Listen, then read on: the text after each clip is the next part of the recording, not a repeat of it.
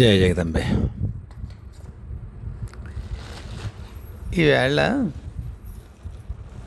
ఒకళ్ళ ఎదురు సందేహాలు ఏమో ఉన్నాయి. అవి ప్రయత్నించే లోపల ఒక్క మాట చెప్పాలి. నా అనుభవాలు మీరు వింటారు. కొన్ని మరి ఫెంటాస్టిక్గా ఉంటాయండి, నమ్మేది వీలు లేకుండా ఉంటాయి. కొన్ని అయ్యే ఉండొచ్చులే అనిపిస్తుంది. కొన్నేమో మొహం చూపించారు కాబట్టి వాడు ఇష్టం, మొహం చూపించారు కాబట్టి వాడు ఇష్టం అని చెప్తున్నాడు అని అనిపించవచ్చు. పోనీ యూట్యూబ్ ఛానల్ నడుపుతున్నాను కనుక ఎప్పటికైనా డబ్బులు వస్తాయేమో, బోల్డ్ మంది సబ్స్క్రైబర్స్ వస్తే అని దొంగ ఆశ ఏమైనా ఉందేమో, అందుకే మరిన్ని అబద్ధాలు, మరింతమంది సబ్స్క్రైబర్స్, ఏదో గోల. ఇదంతా పక్కనే. ఇక్కడ నేను నాకు ఎవరన్నా సమస్యలు చెప్పినా, ఏదో సాధనలో సాగుతోంది, సాగట్లేదు, ఏవో సమాధానం చెప్పినా నేను ఒక స్టాండర్డ్ ఆన్సర్ చెప్తూ ఉంటాను. నమ్మించేయండి వాడు లేడు, మాల పట్టుకోండి, మీరు ఎవరు, మీరు ఉపాస్యదేవం ఉన్నారో, ఇష్టదేవం ఉన్నారో వాళ్ళ మీదే మీరు దృష్టి ఉంచండి. ఏదో చెప్తాడులే అనిపించవచ్చు ఒక్కొక్కసారి, అంటే అలా అనిపించదు, చాలామంది అలా అనుకోవడం లేదు. కానీ నేనొక్కడే మీకు ఆ రుజువు ఇచ్చేవాడిని కారాదు. అమ్మ దయవల్ల, వారాహి అమ్మ దయవల్ల ఆ తల్లికి ఎవరి దృష్టి తగలకుండా ఉండాలి. నేను చెప్పబోయే ఆవిడ ఉద్యోగం అక్కడేదో కొంపగూడు ఏదో ఏమున్నాయి, ఏ ఊరి నుంచి వచ్చింది ఆవిడ వాళ్ళు ఆయన ఇంకా రిటైర్ అవ్వకుండా అని అన్నట్టుగా నాకు అర్థమైంది. కాశీ వచ్చి సెటిల్ అయ్యారు. కాశీలో ఉంటే నాడు ఉంటారో అన్నాడు ఉంటారు. అమ్మాయి నాడు ఉండిస్తుందో, స్వామి నాడు ఉండిస్తాడు, వాడి నాడు ఉండాలనుకుంటున్నారు.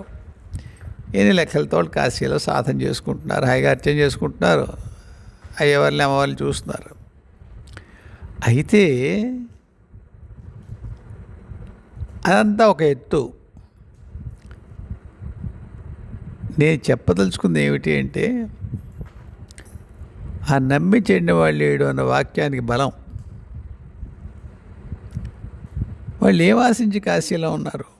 అందరికీ సాగుతుందండి, వాళ్ళకి పిల్ల పిచ్చు లేరు, కొంప కూడా వదిలిపెట్టి వచ్చేసారు. ఎవరు నిష్ఠురంగా అంటే అనొచ్చుగాక.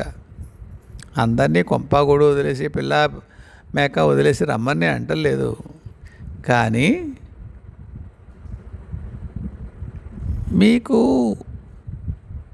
దైవం ఎక్కడో ఒకటి ప్రోత్సాహం కూడా ఇస్తాడు. లేదు నీ కష్టాన్ని నేను గుర్తించాను, నేనా నువ్వు అలా చేస్తున్నావా, సరే ఒకసారి కనిపిస్తాను రా అంటాడు. దైవ దర్శనం వల్ల మీకు రూపాయి పాల ఉపయోగం లేకపోవచ్చు భౌతికంగా. అండ్ మీకు ఇంక్రిమెంట్ రాదు, ఇంటర్వ్యూకి ర్యాక్ అవ్వదు, పిల్లకి పెళ్ళి కుదరదు. అంటే ఇవన్నీ కుదరదంటే కుదరచ్చు, కుదరకపోవచ్చు, ఇంక్రిమెంట్ రావచ్చు, రాకపోవచ్చు. నేను ఒకసారి చెప్పాను మీకు, మళ్ళీ చెప్తా సందర్భం కనుక. ఎప్పుడు 96లో కదా, 97లో బాలా మంత్రం తీసుకున్న కొత్తలో, 96లో తీసుకున్నాను. కాలు విరిగిపోయింది, విజయవాడ కార్ యాక్సిడెంట్లో కాలు విరిగింది. బ్రహ్మాండ ఉద్యోగం, 6 రోజుల్లో 31,000 రూపాయల ఉద్యోగం వెళ్ళిపోయింది మంగళం. అప్పుడు మా మావయ్య గారు, అంటే నా శ్రీ విద్య ఉపదేశించిన మహానుభావుడు, నాయన ఆవు చెవిలో మంత్రం చెప్పి వదిలేస్తామేటి, చాలామంది బంధువులు క్షేమార్తులు చాలా శ్రీ విద్య జోలికి వెళ్ళకరా అంటారు అని చెప్పారు. వదలలేదు.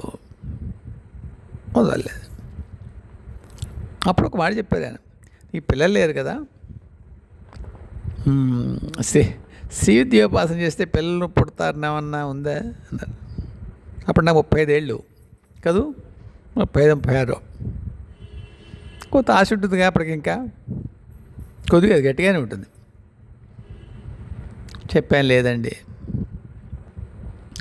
ఈ పోయిన ఉద్యోగం అయినా వస్తుందని, లేదండి. ఎందుకు చేస్తాం మరి, ఏముంది ఇష్టం అంతే మామయ్య గారు, ఏం కారణం ఏం లేదు అని. నాయన, శ్రీ విద్యోపాసన వల్ల ఈ ఆయవారం చేసుకునే బ్రాహ్మడికి వాడి చెంబులో ఒక గుప్పెడు బియ్యం ఎక్కువ పండకపోవచ్చు, అది కూడా దొరకపోవచ్చు. అయినా శ్రీ విధిలో ఉంటావా అన్నారు ఆయన. నమస్కారం పెట్టి ఉంటాను మహాప్రభు, ఎక్కడికి పోనని చెప్పాను. ఇది ఏంట్రా మధ్యలో ఎక్కడెక్కడికి వెళ్ళావు అనుకుంటారా, లేదు. ఇప్పుడు ఆవిడ అర్థం చేసుకుంటున్నారా జయ గారు, వాడెవడో రోజు కాశీ వస్తాట, సూక్ష్మదేహంలో ఒకసారి చూపించమంటే వాడిని కూడా పట్టుకొచ్చి అర్చనగా పట్టుకొచ్చింది పరమేశ్వరి. అక్కడికి అయింది. ఇంకేదో చేస్తున్నారు, వాళ్ళ తృప్తి కోసం ఏదో చేసుకుంటున్నారు, ఎవరికో ఏమి ఇస్తున్నారో. అందులో ఎవరొక ఆయన చూడగానే నమస్కరించదగిన రూపం కలిగిన వాడు, అంటే అందంగా ఉండక్కర్లేదు సుమండి. మనకొక్కసారి బిచ్చగాడిలాగా పిచ్చివాడిలాగా ఉన్నట్టు కూడా నమస్కారం పెట్టాలనిపిస్తుంది. అందులో ఉన్నటువంటి దైవీ చైతన్యం మన చైతన్యానికి ఒకసారి అందుతుంది. అలాంటి భోగం పట్టిన గడియల్లో మనం గుర్తిస్తాం దైవాన్ని. ఇంతకీ ఆవిడ కామెంట్ పెట్టారు, ఇలా చూశాను, ఒక ఆయన వేదవ్యాసులు వారంటారా అని. చూడబోతే త్రైలింగ స్వామి, నేను నానా అన్నారు. నమస్కారం పెట్టాను, తండ్రి ఏడు సెలవు. ఆ జయ వాళ్ళ పక్క వీధిలో దగ్గరలో, పక్క వీధి అని లేదు, బాగా దగ్గరలో కాళీ గుడి ఉంది నాన్న, ఒకసారి అమ్మని కలిసి రమ్మను. ఎంత ఆర్ద్రత, ఎంత కరుణ, ఎంత ప్రేమ. ఎందుకు కాళీ వెళ్ళి దర్శించుకో అంటలేదు ఆవిడ. ఆయన జయగారిని వెళ్ళి కాళీని దర్శించుకోమంటలేదు, ఒకసారి కాళీని కలిసి రమ్మను, కాళీని చూసి రమ్మను అంటున్నారు. ఆ వాక్యంలో భావం అర్థమవుతుందా? ఓ భక్తురాలు వెళ్ళి దర్శించుకోవడం కాదు, వాళ్ళ మనిషి, వాళ్ళ చుట్టమో బంధువు, స్నేహితురాలు, శిష్యురాలు, ఏదో దగ్గర, ఆయనకి దగ్గర. ఎవరికి? ఈ మహానుభావుడు త్రైలింగ స్వామికి, కాళమ్మకి దగ్గరే. ఎంత భోగము, ఎంత భోగము. వస్తుందా అందరికీ? ఎప్పటి పుణ్యం ఆ తల్లిదండ్రులు నిలబెట్టుకోవాలి. ఆ కాళ్ళమ్మే కాపాడాలి, లౌకికమైన ఏ భ్రమంలోకి లాగబడకుండా. ఇంతకీ చెప్పొచ్చేది ఏమిటంటే, ఒకసారి కలిసి వెళ్ళమనంటే ఎంత బాగుంటుంది. చెప్తున్నవాడు మహానుభావుడు ఎన్ని వేల ఏళ్ళ నుంచి ఉన్నాడు. ఈ ఆవిడ కోసం వచ్చి జయ గారి కోసం వాడు చేయనమంటుంది ఆవిడ. ఎలా అన్నాం సరే అంటే ఏకవచనంలో, లేకపోతే ఆ గారు లేకుండా గబుక్కుని అనలేము, ఎందుకే అనలేము, వేరే కారణమే లేదు. వెళ్తారు, కాళిని చూస్తారు, కరుస్తారు, ఏం మాడుకుంటారు. భౌతిక మస్తిష్కంలోకి దిగన ఉంటాయి, ఏం నష్టమే ఉంది. ఆ ఊళ్ళో ఉన్నందుకు ఆ త్రైలింగ స్వామి వచ్చి పలకరించి అమ్మ పరుపున వచ్చి అమ్మిచ్చిన వర్తమానం ఆవిడకి అందించి ఆవిడ కృతార్థరాల్ని చేస్తున్నారు కదూ. మధ్యలో తడిక రాయబారం నాది. బాగుంది. ఆనందమే ఆనందమే. ఎవరికి రాయవారం? కాళమ్మ పనిపొనొచ్చినటువంటి ఈ మహానుభావుడు త్రైలింగస్వామికి, ఈ జయమ్మ గారికి మధ్యలో. బాగుంది కదా. పోవటం లేదు ఏమిటి కథలో. చేసుకోండి, మాలారికి పోయేలా చేసుకోండి, నాలుగు నిప్పట్టేలా చేసుకోండి. కళ్ళంప నీళ్లు తిరిగి మసకలేసినా సరే కళ్ళు ఒత్తుకుని మళ్ళీ ఎదురు చూడండి. పిలిస్తే పలక్కేం చేస్తారు వాళ్ళు?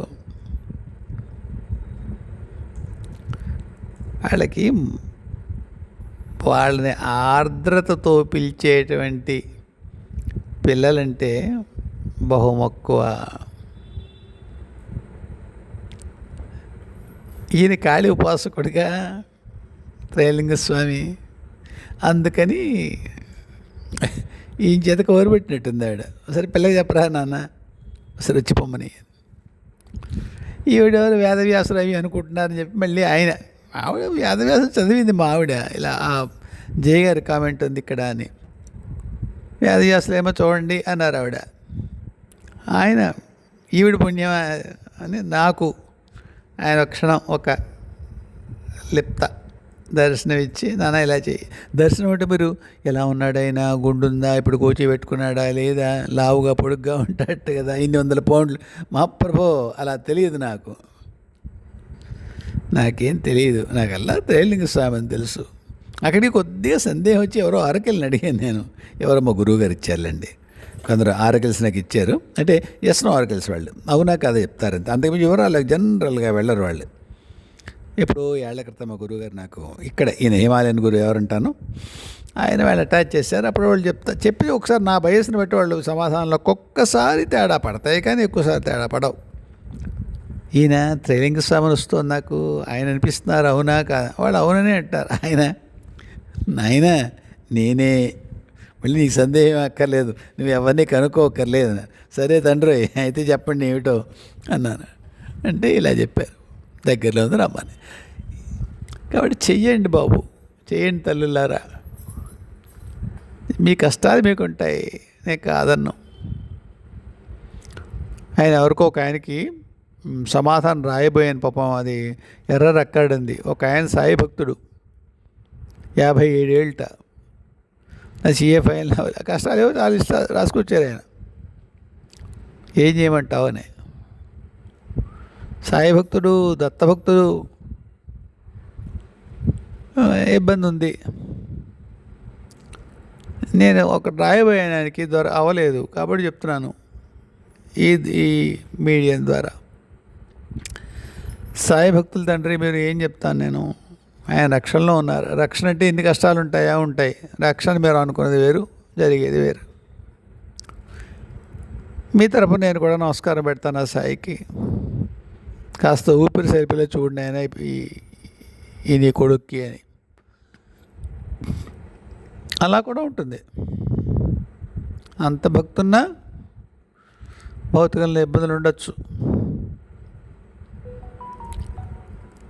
అందుకని ఏవో ఉంటాయి ఈతి బాధలు, కష్టాలు, పిల్లలు పుట్టడాలు, పుట్టిన పిల్లలు సరిగ్గా ఉండడాలు, ఉండకపోవడాలు, ఉద్యోగాలు రావడాలు, రాకపోవడాలు, ఇంట్లో అత్తమావలు, ఆడపడుచులు, భార్యల యొక్క ప్రవర్తనలు, ఎన్ని గోల్లో ఉంటాయి. ఉండనివ్వండి. అవి తీరలేదు కాబట్టి దైవానికి మీ మీద కరుణ లేదని మాత్రం వెళ్ళకండి ఆ దృష్టిలోకి. సజీవమైన ఉదాహరణలు కనిపిస్తున్నప్పుడు దాన్ని ఆ భావాన్ని మనలో సాక్షాత్కరింపజేసుకుని తరిద్దాం. ఎప్పటికీ పలుకుతుంది దైవం. అది గుర్తుపెట్టుకోండి. ఎంత రీసెంట్ అది, కొన్ని గంటల క్రితం కదా. అందువల్ల క్షణక్షణం భ్రమ కాదు, ఇది భ్రమ కాదు, ఇది భ్రమ కాదు అనుకుంటూ ఉండండి. జరుగుతుంది. దర్శనం కోటి అయింది చెప్పం, దర్శనం అవ్వలేదు, పర్వాలేదు, అవుతుంది. అంతకంటే దర్శనం కంటే ఉన్నతమైంది ఇంకేమైనా ఇవ్వదలుచుకుందేమో మనకు తెలియదుగా. మా అయ్యగారు అంటూ ఉండేవారు, ఏం దాచిందో పరమేశ్వరి నాయన నీకు అనేవారు. దాచింది ఆవిడ, దర్శనాలు దాచింది ఆవిడ, కరుణ దాచింది, ఒక్కటొక్కడికి ఇస్తోంది. కాబట్టి నమ్మి చెన్ని వాళ్ళు లేడు తండ్రి, జపాలు చేసుకోండి, వదిలేయకండి దైవాన్ని. ఓ కష్టం వచ్చిందనో, మీరు అడుగుకున్నది జరగలేదనో దైవం పాదాలు వదిలిపెట్టకండి. సరే, ఇప్పుడు జనార్దన్ గారని ఒక ఆయన అడిగారు కొన్ని ప్రశ్నలు లేవు. ఆయన ఏమిటంటారంటే, మంత్రదీక్ష ఈ ప్రాణశక్తి ప్రసారం అంటే ఉద్దేశం 3 వంతులు శక్తిపాతం కావచ్చు, అవి ఒకటేనా? కాదు స్వామి, కాదు. మంత్రదీక్షలో మీకేమీ శక్తిపాతం కాదు. మంత్రదీక్ష ఇస్తారు, దాని మీద మీరు కృషి చేసుకుని మీరు వృద్ధిలోకి రావాలి, దైవం యొక్క సంసర్గంలోకి వెళ్ళాలి. అయితే ఇచ్చిన గురువు సమర్థుడైతే, ఎప్పుడు చాలాసార్లు అంటాను నేను ఈ మాట, ఇచ్చిన గురువు యొక్క సమర్థతను బట్టి, సమర్థత అంటే ఆయన ఎంత ప్రేమగా జపం చేసుకున్నారు, ఎంత సాధించారైనా అమ్మ దగ్గర అయ్య దగ్గర, ఎంత సామీప్యతని, వాళ్ళ కరుణని, వాళ్ళ ప్రేమని ఎంత సాధించారు అన్నదాన్ని బట్టి ఆయన మంత్రదీక్ష ఇచ్చినటువంటి వ్యక్తి ఎవరైతే ఉన్నాడో శిష్యుడు, వాడంతటి భోగాన్ని పొందుతాడు. ఎందుకు? ఈశ్వరికే గురువు చాలా దగ్గరగా ఉన్నాడు ఆ ఉపాస్య దైవానికి. ఆయన సిఫార్సుతో కదూ ఈ శిష్యుడు మొదలు పెడుతున్న మాల పట్టుకుంటుంది. అందువల్ల తప్పకుండా ఆ సామీప్యత మీకు కూడా, ఆ శిష్యుడికి కూడా అది వర్తిస్తుంది. ఇది మంత్రదీక్ష. అయితే ఈ ప్రాణశక్తి ప్రసారం అని ఏదైతే పదం వాడారో ఆయన, నేను దాన్ని శక్తిపాతంగా అనుకుని దానికి అర్థం చెప్తున్నాను. శక్తిపాతంలో ఏమవుతుంది? సాధారణంగా హస్తమస్తక స్పర్శ కావాలి దానికి. తల మీద చేయబడ్డం ఏదో చేస్తారు, లేకపోతే నుదుటి మీద చేయబడ్డం చేస్తారు గురువులు. అవి ఎందుకు పెడతారు అంటే, తీవ్రమైన కొన్నిటువంటి నిరోధాలు ఉంటాయి మనలో ఆర్ సాధకుల్లో. పూర్వపు జన్మల్లో సాధకుడై ఉంటాడు, సమర్థుడై ఉంటాడు. కానీ వైయక్తిక జీవితంలో, భౌతిక జీవితంలో తగిన దెబ్బల కారణంగా కొన్ని నిరోధాలు ఏర్పడతాయి. ఇది అయ్యేనా అంటారు కానీ పలుకుతాడా? చేస్తాం కానీ సిద్ధిస్తుందా? అలాగా మన కర్మ మన మొహానికి రాసి ఉంది, అవుతుందేమిటి అను. లేదా కొందరు ఇళ్ళలో చెప్తుంటారు, మంత్రం చేసుకుంటే ఏమన్నా ఉపలబ్ధులు ఉంటాయి, సాక్షాత్కారాలు ఉంటాయి, ఆస్మదాదులకి ఆశించకూడదు, అయినా దైవాలు కనిపించకూడదు కూడాను. ఇలాంటి రకరకాల నమ్మకాల వ్యవస్థలు. చూడండి, తీవ్రమైన కష్టాలు ఉంటే ఆ దేవుడు లేడు, దిక్కుమాలినాడు, దేవుడు ఉంటే ఎలా జరుగుతుందా? చాలా సులువుగా వాడే పదం. మన దగ్గర కూడా చెప్తారు, ఏదో కష్టం వచ్చిందని చెప్పి నా భర్త నా పిల్లలు నాస్తికులు అయిపోయారు, నేను మాత్రం ఎలాగో నిలబెట్టుకుంటున్నాను, కూతున్నప్పుడు జపం చేస్తున్నాను, ఒక ఇల్లాలు రాసింది. అలా మన కష్టాలు కలిగినప్పుడు మన నమ్మకాల వ్యవస్థల్లో ఉండేటువంటి కొన్ని బలీయమైనటువంటి కారణాలు వల్ల కొన్ని నిరోధాలు ఉంటాయి. ఆ నిరోధాన్ని తత్క్షణం తాత్కాలికంగా అయినా సరే ఉపశమింపచేసి ఒకానొక సాక్షాత్కారం ఆ సాధకుడికి ఇవ్వదలుచుకుంటాడు గురువు. అది తాత్కాలిక విషయం అండి, తాత్కాలికమే. ఇది కేవలము గురువు తన శక్తి ద్వారా తన శక్తిని మీలో పాతం చేసి, అంటే మీలో ఆ శక్తి వచ్చేలా చేసి, ఆ శక్తి కారణంగా మీకు కొంతసేపు తాత్కాలికంగా ఆ దైవీ ఉపస్థితిని భరించగలిగేటువంటిది, గుర్తించగలిగేటువంటిది, ఆ స్థితిని అనుభవించగలిగేటువంటిది ఒకానొక తాత్కాలిక స్థితి. మరీ చెప్తున్నాను, తాత్కాలిక స్థితిని కలగజేస్తాడు గురువు. దానివల్ల మీకు ఏదో భవిష్యత్తులో మహోపకారం జరగాలనుకోండి, మీకు మీ ద్వారా లోకానికి. నరేంద్రుడికి ఆ నుదుటి మీద చేయబెట్టో తల మీద చేయబెట్టో పరమహంస చూపించంటారు కదా అమ్మవారిని. అలాగే ఎవరికి మన మెహర్ బాబా కథల్లో కూడా చదువుతాం, ఆడెవరో ఎవరో మహానుభావురాలు చాందీబీ ఏదో పేరు ఉంటుంది కొంత, ఆవిడ అంతే నుదుటి మీద పెదవులతో స్పృశిస్తుంది తల్లి. ఈయన ఒకలాంటి ట్రాన్స్లోకి వెళ్ళిపోతారు మెహర్ బాబా. అలా స్పర్శ తప్పదు. నాకు తెలిసి శక్తిపాతానికి స్పర్శ ఉండాలి. మరి కొందరు గుంపులుగా శక్తిపాతం చేస్తున్నారు కదా, వాళ్ళ దేవతలు కనిపిస్తున్నారట అంటే సాధారణంగా నాకు తెలియదు అలా ఉంటుందని, నాకు తెలిసి ఉండదు. ఒరే నీకు తెలియకపోతే తెలియనట్టేనా అంటలేదు మహాప్రభు. జరుగుతుందేమో అలా సామూహిక శక్తిపాతం, అంతర సమర్థుడేమో అవతల వ్యక్తి నాకు తెలియదు, ముట్టుకోకుండా శక్తిపాతం బాగుంది, ఫస్ట్ క్లాస్, జరిగితే మంచిదే. కానీ కొందరు ఏమంటారంటే అది ఒక మాస్ హిప్నాసిస్ లాంటిది అని. కానీ అక్కడ దైవీ దర్శనాలు అవుతాయి, తీసేయడానికి లేదు. స్పర్శ లేకుండా శక్తిపాతం సాధ్యం అని ఒక్క ఆశ్చర్యం తప్ప. అయితే మళ్ళీ చెప్తున్నాను, ఈ శక్తిపాతం అనేది మీకు ఒక మహాగురువులు ఎవరో చేస్తారు, వాళ్ళు మాత్రమే చేస్తారు అనుకోకండి. మహాగురువులు ఏ రూపంలో ఏ వేషంలో ఉంటారో మనకు తెలియదు. అంచేత మీ గురువు ఎవరో మీకు అలాంటి అనుభవం ఇస్తే దాన్ని మీరు ఈయన మహానుభావుడు కాదు కదా, పేరున్నవాడు కాదు కాబట్టి ఈయన మనకి శక్తిపాతం చేసి ఉండడేమోలే, ఇది శక్తిపాతం కాదేమోలే, అలాంటి భ్రమంలోకి వెళ్ళకండి. కానీ శక్తిపాతం మాత్రం అందరికీ ఆల్ అండ్ సెంటరీ ఇచ్చేసేడు గురువు ఇవ్వడం. దానికి బలవత్తరమైన కారణాలు కావాలి, దానికి ఒక మహాప్రయోజనం ఉండాలి. మీరు ఒక పెద్ద సాధకుడు కావాలి, దానివల్ల ఇంకేదో ప్రయోజనం నెరవేరాలి. అప్పుడు మీలో ఆ నిరోధాన్ని తొలగించడానికి కొద్దిగా నిద్రాణమైనటువంటి ఆస్థను కొద్దిగా ప్రజ్వలింపజేయడానికి శక్తిపాతాన్ని గురువు వినియోగిస్తాడు. అది తత్క్షణము జరిగే విషయం.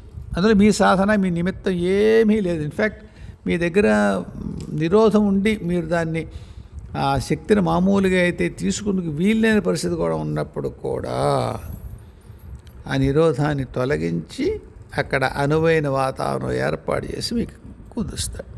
కాబట్టి మంత్రదీక్ష అనేటువంటిది మీరు సాధన చేసుకున్న మంత్రం మీద ఎదురుకు వచ్చాక మీరు సాధన చేసుకుని మీరు ఎదగాలి. శక్తిపాతం ఇన్స్టంటేనియస్గా అప్పటికప్పుడు తత్క్షణం తాత్కాలికమైన ఒక మహాస్థితే తప్పకుండా. శక్తిపాతానికి ఒక అదృష్టం కావాలి, గురువు సమర్థత, మీ సంసిద్ధత.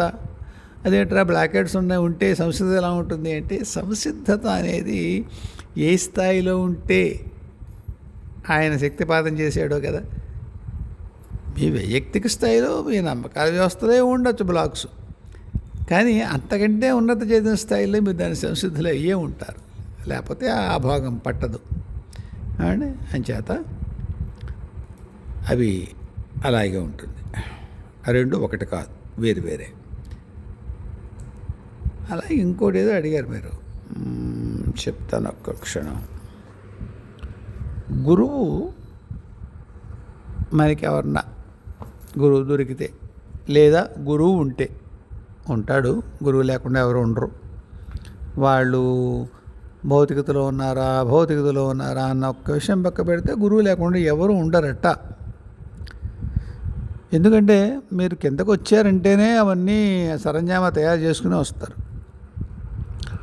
కాస్త ఆలస్యంగా చేయందుకోవచ్చు కాక.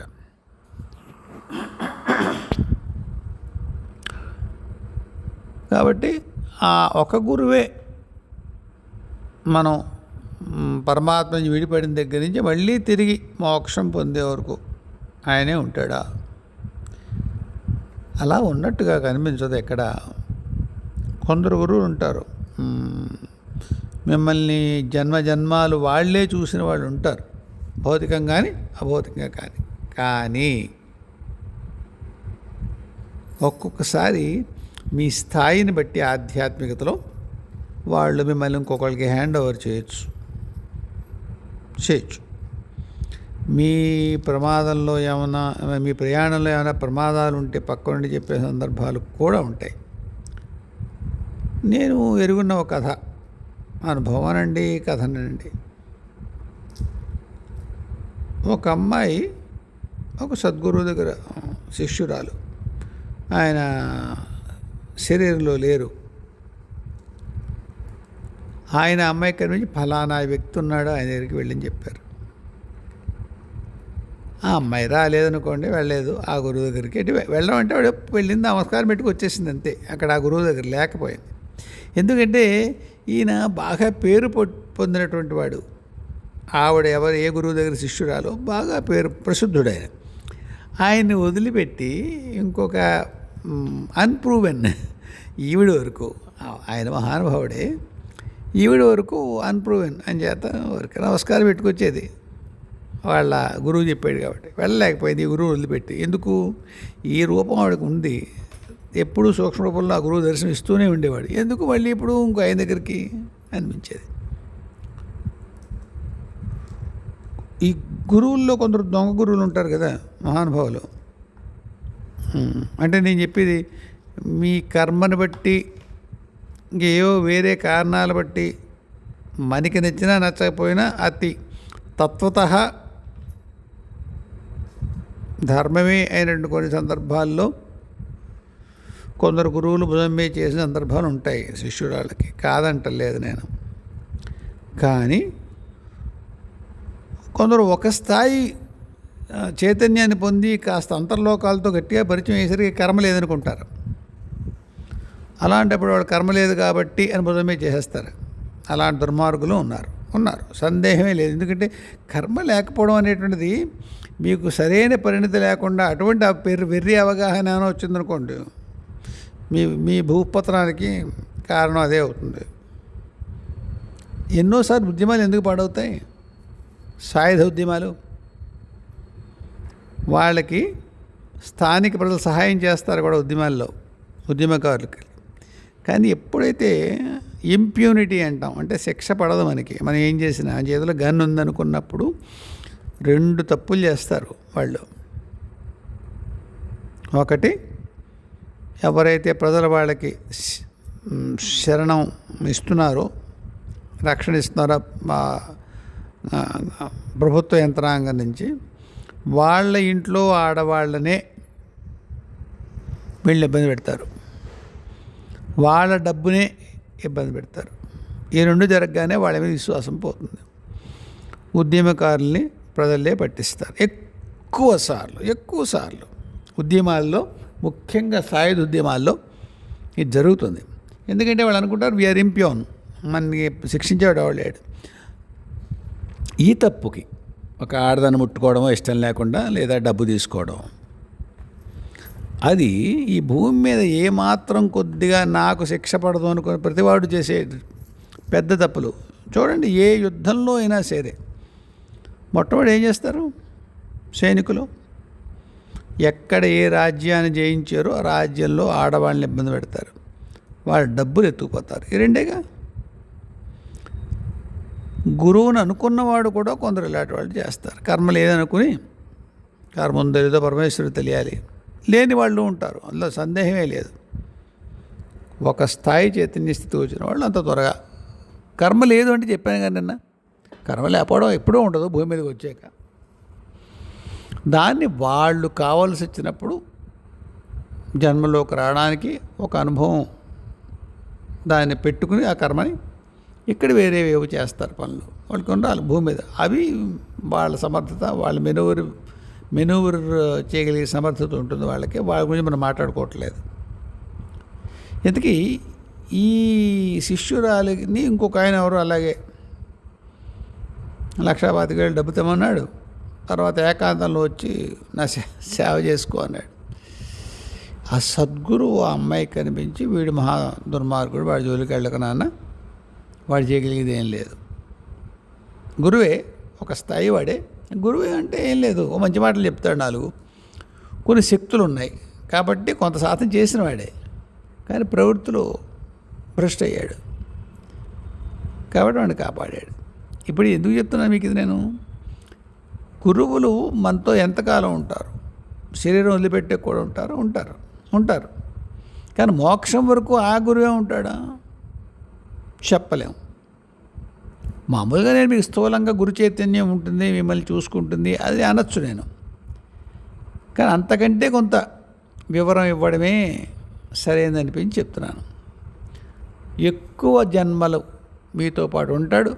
ఒక పరిణతి దాటి మీరు చేరిన తర్వాత, ఒకనొక చైతన్య స్థాయికి మీరు చేరిన తర్వాత, ఆ పైన అంతకంటే సమర్థుడైన ఇంకొక గురువు మీకు నడిపించవలసిన పరిస్థితి ఉంది అని ఆ గురువుకి, మీ గురువుకి తెలిసినప్పుడు ఆయన మిమ్మల్ని ఆ గురువుకి అప్పచెబుతాడు. Nothing short, అప్పచెప్తాడు. ఒక అమ్మాయి వాళ్ళ గురువుగారు సజీవుడని ఇంకో గురువుకి అప్పచెప్పాడు. ఆ అమ్మాయికి ఒక ఏమంటారు దాన్ని, స్కూల్లో పిల్లల్ని దింపడానికి వెళ్ళింది ఆవిడ. అసాధకురాలు పిల్లల్ని స్కూల్లో దింపడం, హఠాత్తుగా కళ్ళు తిరిగినట్టు అయింది ఆ అమ్మాయికి. నాకు కొంత ఆ వివరణ ఇప్పుడు చాలా ఏళ్ళు అయిపోయింది, 15-20 ఏళ్ల క్రితం ఇక్కడే విన్నాను ఈ కథ. కాబట్టి అందులో ఏమైనా కొంత తేడా ఉంటే ఈ ఛానల్ ఆవిడ చూస్తున్నట్టయితే మరి వివరణ సరికాకపోతే మన్నించండి అమ్మ. అంటే మౌలికమైన ఇష్యూ ఒకటే, ఆ సంఘటనా క్రమం ఏమైనా తేడా చెప్పానా అని. సరే, కాస్త కళ్ళు తిరిగినట్టు అయింది ఆ అమ్మాయికి. అయ్యి తను 4 ఏళ్ళ పాపగా ఉండి ఇంకో 16 ఏళ్ళు 20 ఏళ్ళ అబ్బాయికి తన గురువు గారు ఈ పాపను ఆయన చేతిలో పెట్టి చూసుకొని ఆయన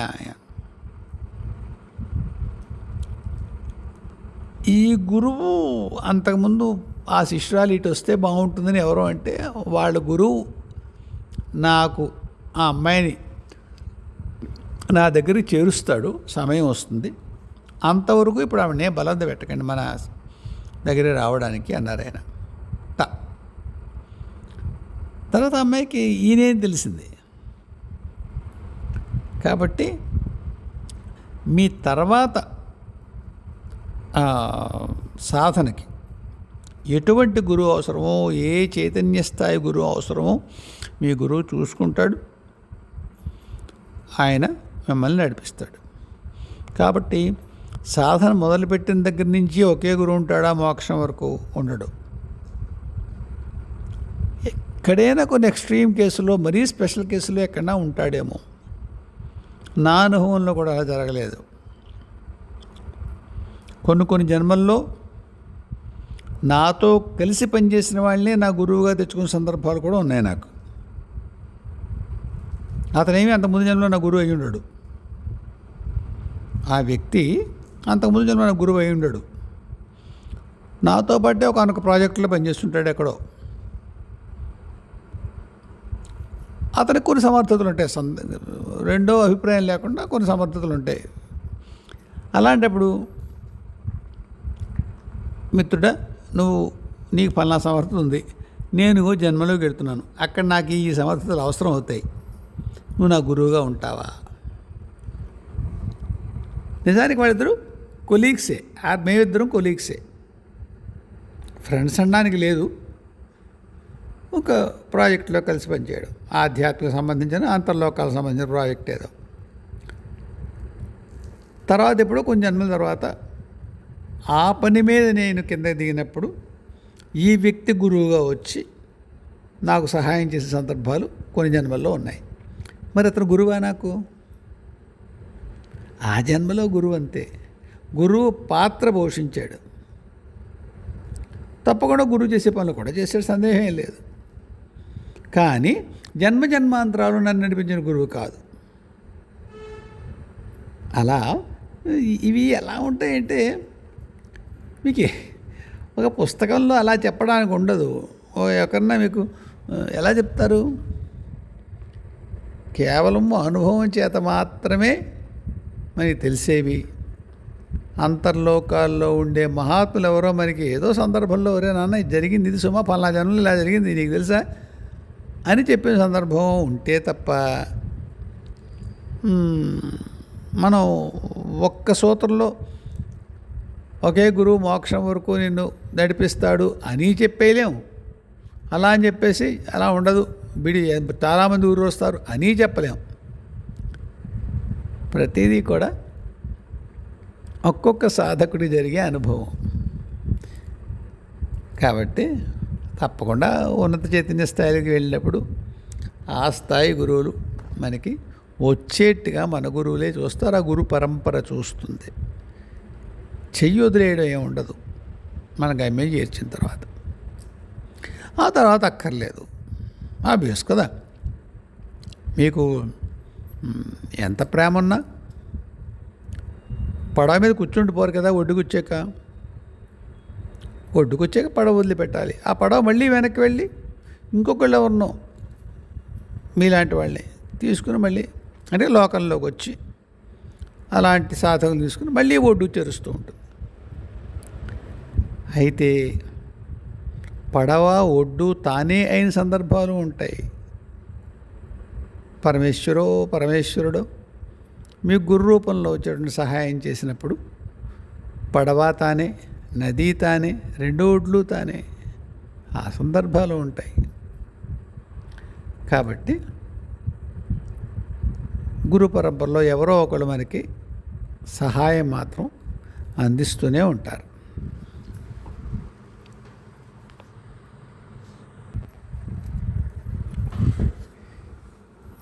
సాయిలక్ష్మి గారు ఒక ప్రశ్న వేశారు. అది కోట్ల మంది ఆ ప్రశ్న వేస్తుంటారు. ఇప్పటికే కోట్ల మందికి అదే సందేహం ఉంటుంది. లక్షల మంది గురువులు అదే సందేహానికి నివృత్తి చేసే ప్రయత్నం కూడా చేస్తుంటారు. నేను గురువుని కాదు, మీతో పాటు మీరు నడిచే సాధనా మార్గంలో కొంత అనుభవం ఉన్న బాటసారిని. అంచేత మీరు ఇలా వెళ్ళిన తర్వాత కొంత దూరం వెళ్ళిన తర్వాత ఏమైనా దగ్గరలో ఊరుందా అండి? ఉందండి. లేదా ఫలానా మెడికల్ షాప్ ఏమైనా ఉందా? ఉంది. దగ్గరలో ఏమైనా పెట్రోల్ బంక్ ఉందా అండి అని అడుగుతారు అనుకోండి. ఆ దారిలో తరచు వెళ్ళేవాడిని అయితే ఉందండి, ఆ మలుపులో ఉంటుంది, లేదా 8 కిలోమీటర్లు వెళ్ళాలి, మంచి హోటల్ ఇది కాదండి, ఎదరకుండా బాగుంటుంది, కాస్త మెస్ ఉంది అక్కడ, ఏమో చెప్తాడు. అంతవరకే. ఇక్కడ నా బాధ్యత అంతవరకే. మార్గదర్శిని అనడానికి వీలు లేదు. బాటసారిని అంతే, మీతో పాటు బాటసారి. ఈ ప్రశ్న ఏమిటంటే, మంచి వాళ్ళకి ఇన్ని కష్టాలు వస్తాయి కదా, కర్మ జాతకమా ఏమిటి? జాతకం అనేది కర్మను బట్టే వస్తుందమ్మా, కర్మను బట్టే వస్తుంది.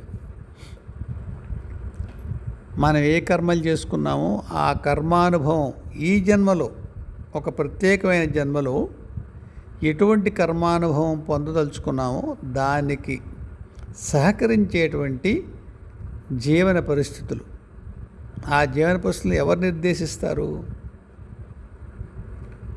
గ్రహాలు నిర్ణయిస్తాయి కదా. కాబట్టి ఆ గ్రహ సంపుటి అలా వచ్చేట్టుగా ఆ సమయంలో మీరు పుట్టేట్టుగా ఏర్పాటు చేస్తారు. దానివల్ల ఆ గ్రహాలు ఉంటాయి. ఆ గ్రహాలు ఉండడం వల్ల మీ కర్మానుభవం ఏది మీరు పొందాలో అది మీరు పొందుతారు. చాలా చక్కటి వ్యవస్థ ఉంటుంది. మరి అలా కాదు కదండి. జాతకాల్లో ఉన్న గ్రహాలకి మనం దశాంతులు చేయించుకుంటాం, ఉపశాంతులు చేయించుకుంటాం, జపాలు చేయించుకుంటాం, ఉంగరాలు పెట్టుకుంటాం, ఉంగరాలు హోమాలు బోల్డ్ చేయించుకుంటాం కదా, చేయించుకుంటాం. కానీ ఎక్కువసార్లు ఏం జరుగుతుందంటే దాని తీవ్రత తగ్గుతుందంతే. తప్పకుండా ఈ ఈ గ్రహశాంతుల వల్ల వాటి వల్ల ఏమి జాతకంలో ఉన్న కష్టాలు ఏమి పూర్తిగా తీరిపోవు. అది కాస్త అటు ఇటు షిఫ్ట్ అవుతుంది అంతే.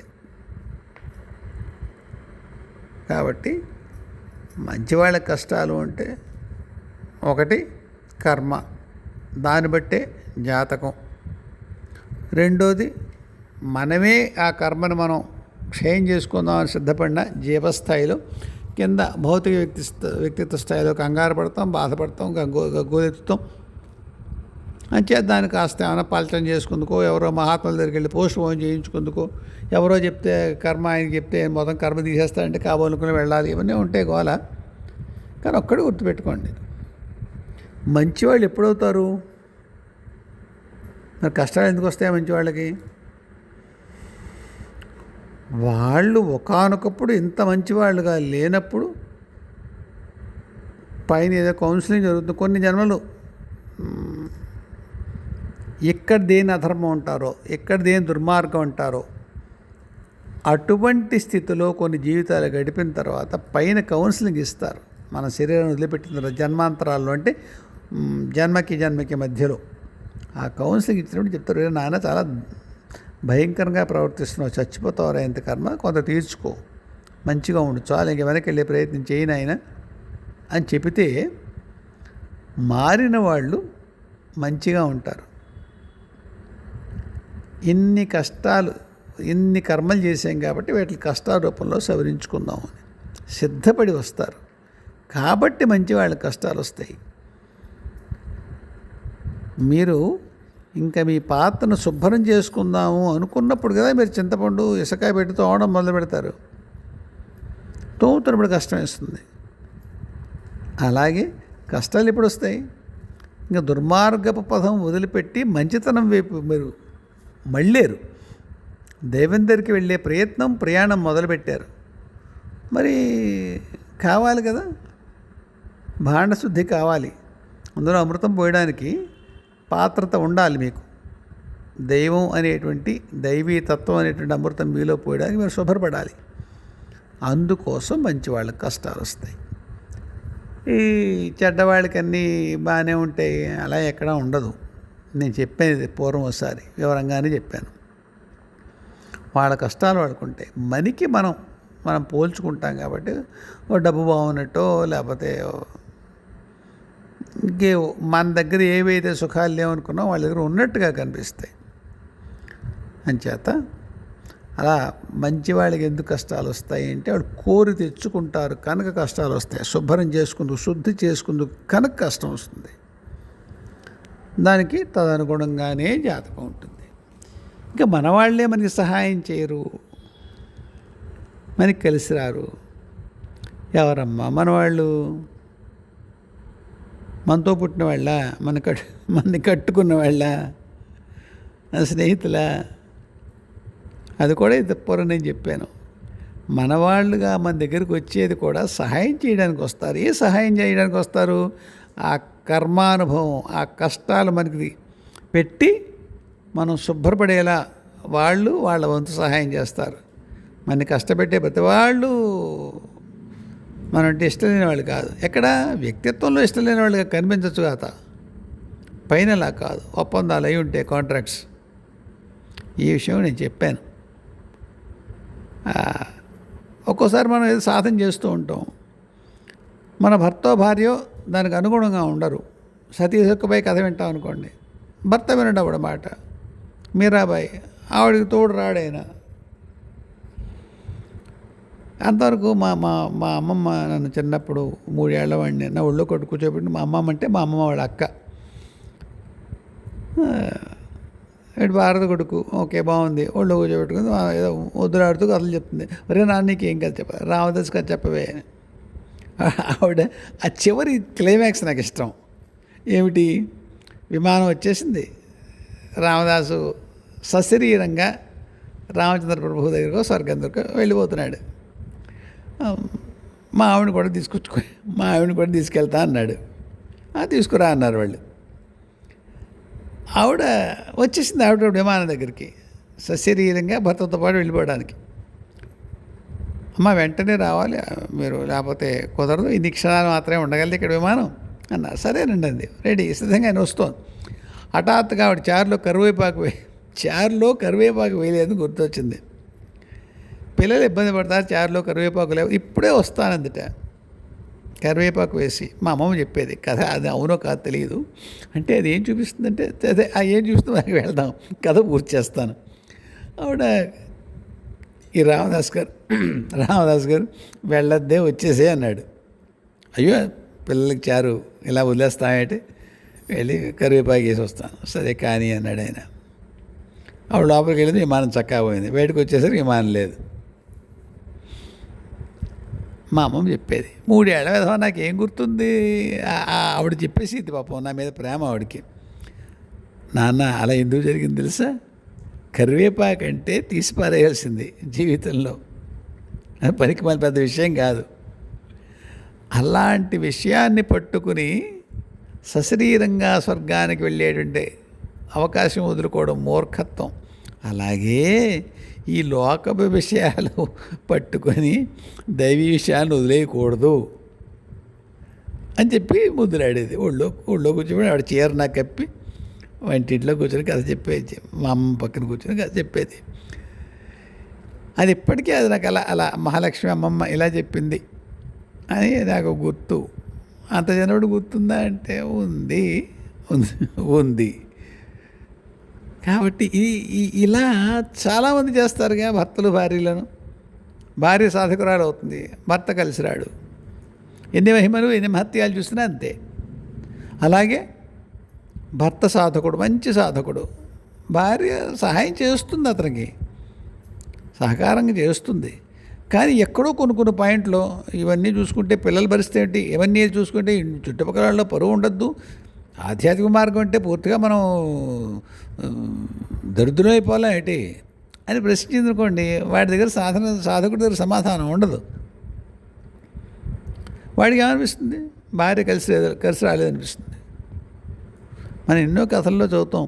మహారాజు గారు ఒక మహాగాయకుడికి ఏదో నా దగ్గర పాటలు పాడితే ఇంత ఇస్తాను నీకు, లేదా నా మీద కవితను రాస్తే ఇంత ఇస్తాను అంటాడు.